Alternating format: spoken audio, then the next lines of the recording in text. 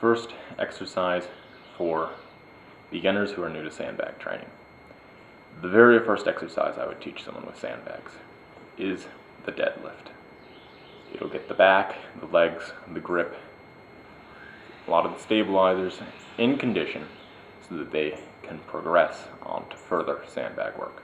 The keys: hips lower than shoulders, back straight with natural curve, and you drive with the legs and the hips.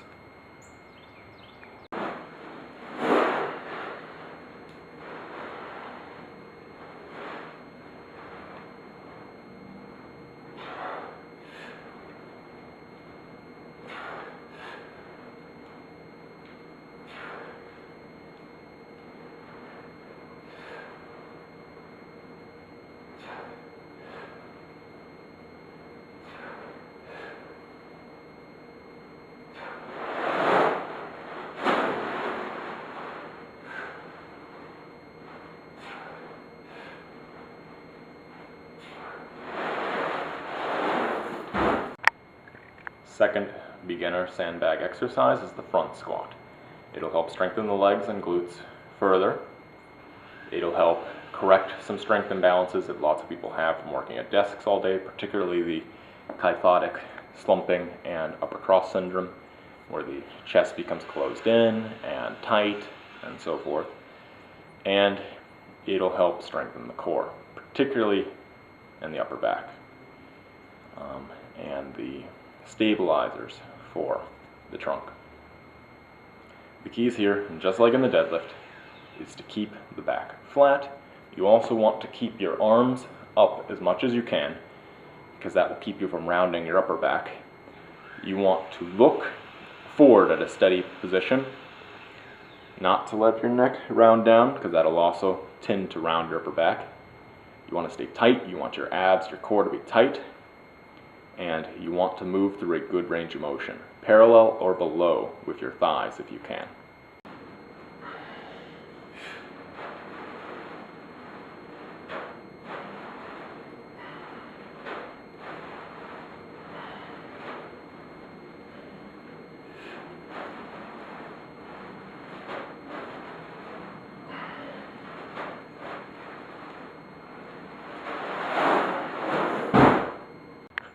The third exercise, and one of the most important for developing stabilizers, for developing the shoulders correctly, and a great exercise with the sandbag because it'll do lots of things for you that other weights won't due to the instability of the sandbag, is a sandbag press. I actually prefer doing them one-handed myself, but that's going to be too unstable for a beginner. So, two-handed sandbag press, make sure you have a good grip. If you start to lose control of it and you can't get it, drop the bag to the floor. Don't try and regain control and get control of it, because if you drop the bag on your head, bad things happen.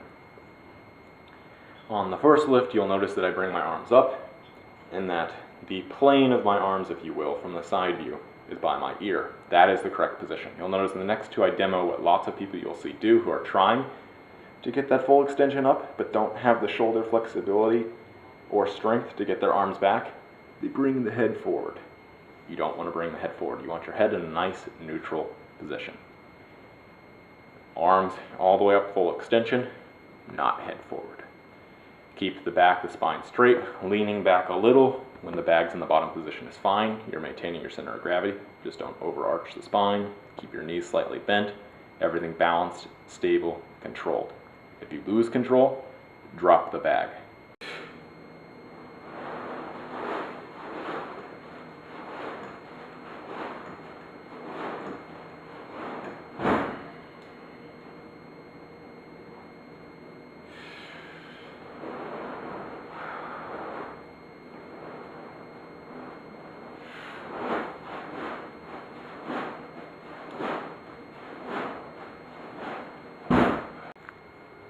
The row with the sandbag is very similar to the deadlift. You want your hips lower than the shoulders in general, unless you're very, very flexible. Your back must be flat.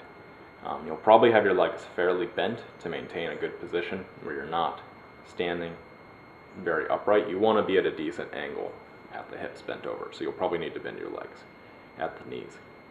From that position, you're going to pull your elbows up and back, somewhere probably around a 45-degree angle to your body. It depends what you're doing the row for, but in general, that'll be a strong position for most people. Back flat, pull up and back with the elbow till the bag reaches your stomach or your chest, depending where you're pulling to. And then lower under control, pull again. If your back starts to get tired or you notice you're rounding, drop the bag. Don't try and correct your position. Drop the bag, recorrect your position, pick it up again.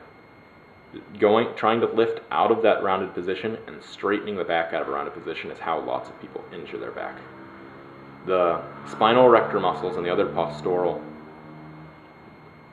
muscles of the back, the muscles for posture, are not designed to be prime movers. They can do it, but they're not designed for it. And your discs aren't designed for that either. They're designed to maintain the proper position and to hold it. They're really good at holding a set position. They have issues when you start rounding because they lose some of their angle of pull and so forth. Keep the back flat, pull the elbows up and back. You're not curling the weight.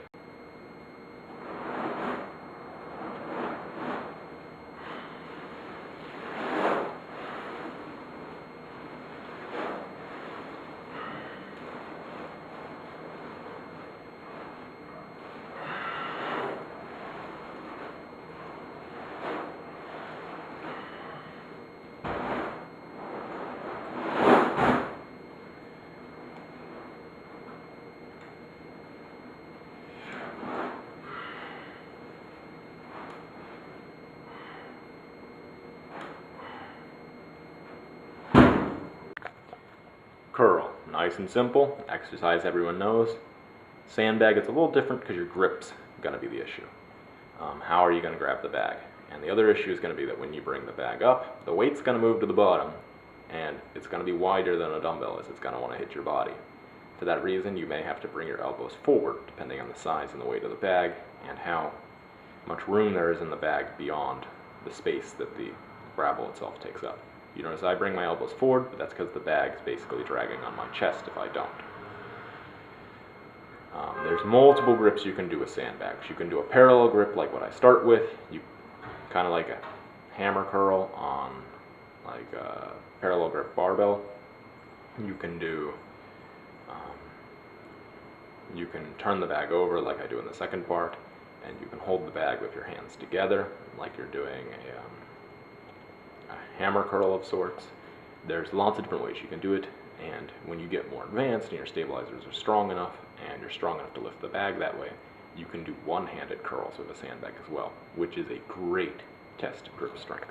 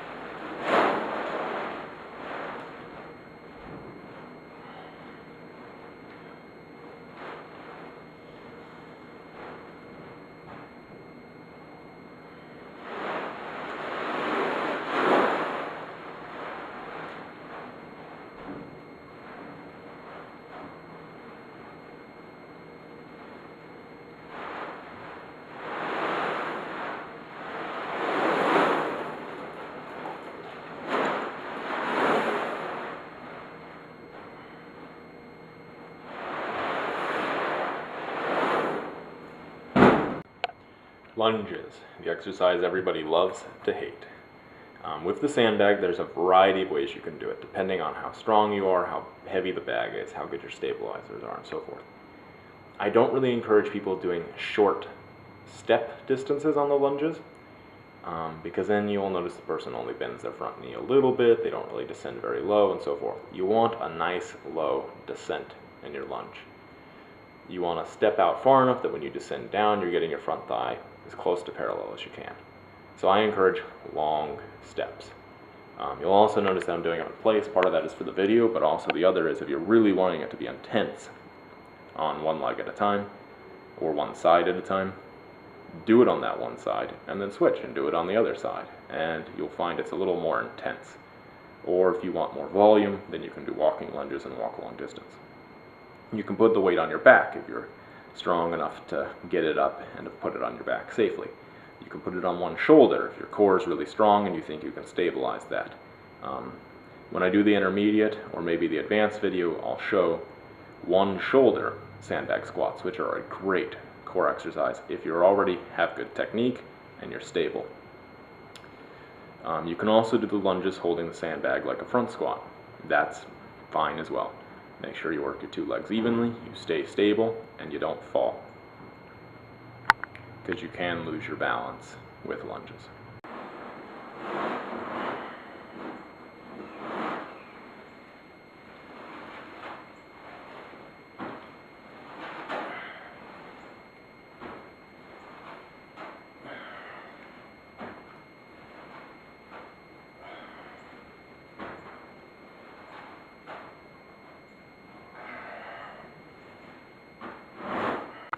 The final exercise that I've included for beginners in this video is an exercise I sometimes call inverse Supermans.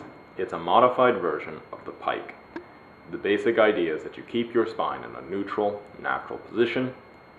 You pick up the sandbag, and then you lift with your arms, and you do a leg raise at the same time, and you finish by doing a full leg raise and then a crunch at the top after you've done the pullover portion.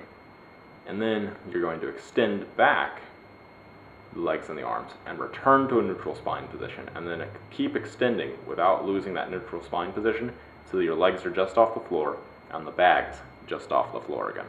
You do not want to hyperextend the back. Keep a nice natural spinal curvature or neutral position, and in fact maybe even flattening your back for most people is a good idea while laying on the floor, and not to go into a curved position, because they're going to end up having their hip flexors, which are probably going to be dominant over their abdominals for a good number of athletes, going to be pulling on their low back, and it may cause them low back pain. So neutral back position, you're doing a leg raise, a pullover, and a crunch all together. It's a version of a Pike. I call it inverse Supermans because it's kind of like the position Superman flies in, just flipped over.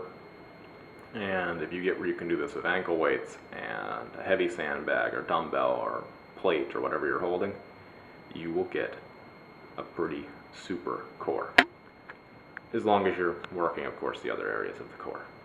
Lots of beginners won't be able to do this. If they can't, then my recommendation is to do crunches or pikes or planks or leg raises or knee raises or whatever other ab exercises they know how to do and have available to them, as long as they're doing them correctly and they're progressing well, so that eventually they'll build the strength to be able to do something like this.